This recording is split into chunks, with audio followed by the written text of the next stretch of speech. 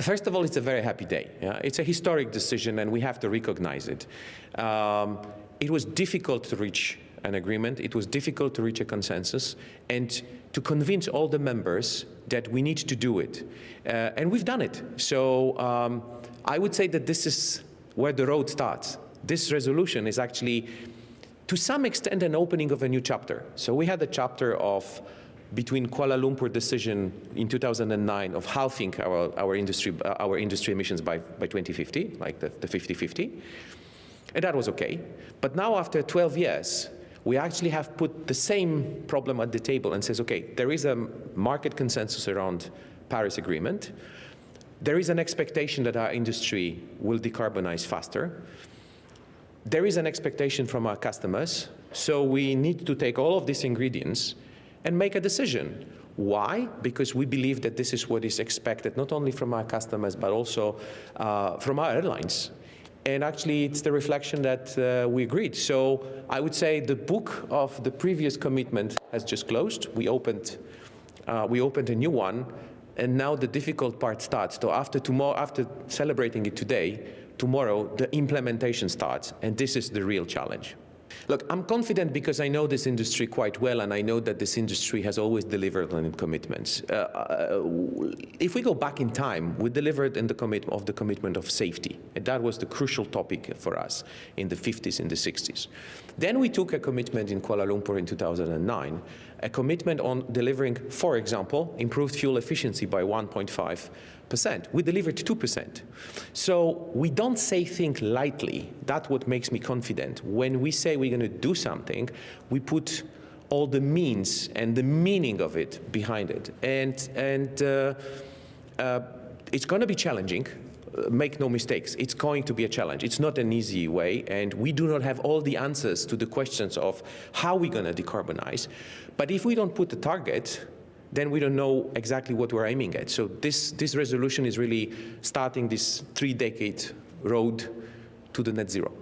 As we speak, we are quite conservative. So we have planned that our decarbonization will mainly go through the really aggressive increase of usage of sustainable aviation fuel. That's the best technology we have because we know how it functions. We operate already flights with sustainable aviation fuel, so we decided to rely on that. In the meantime, in the short term, as we speak, there is CORSIA agreement and offsetting, which is a way of compensating the fact that we still emit CO2. So we will rely on offset in the short term.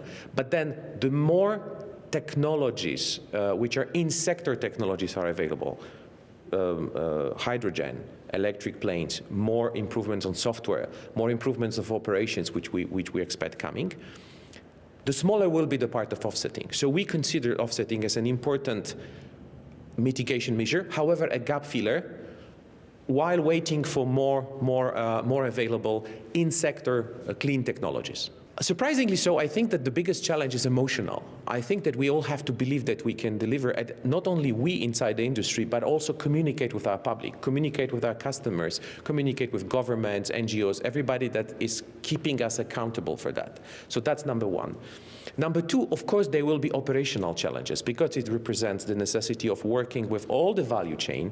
And this is why we say that this is our commitment, but we won't take it alone. We cannot deliver it if our partners in the industry, meaning OEMs producing planes, engine producers, software producers, everyone that is, airports, very important, air traffic control, everyone that is in the value chain has to be with us on that journey, and we will demand them while not forgetting that it is our own commitment.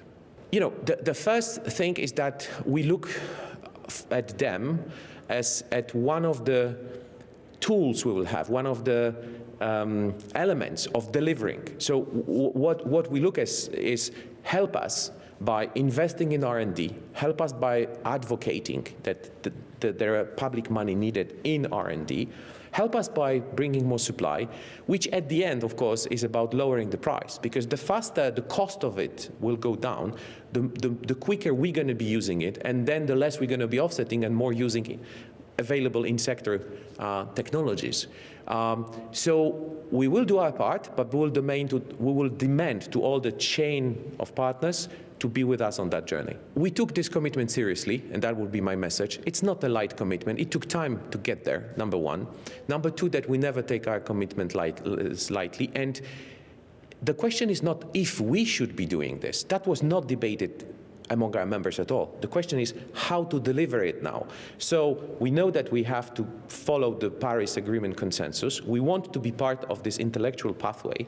But our question is, when we close this previous chapter and open this new one to some extent, now, okay, how are we going to do it? So don't take lightly what we said. We've built planes, we've improved fuel efficiency. We're going to also deliver the net zero.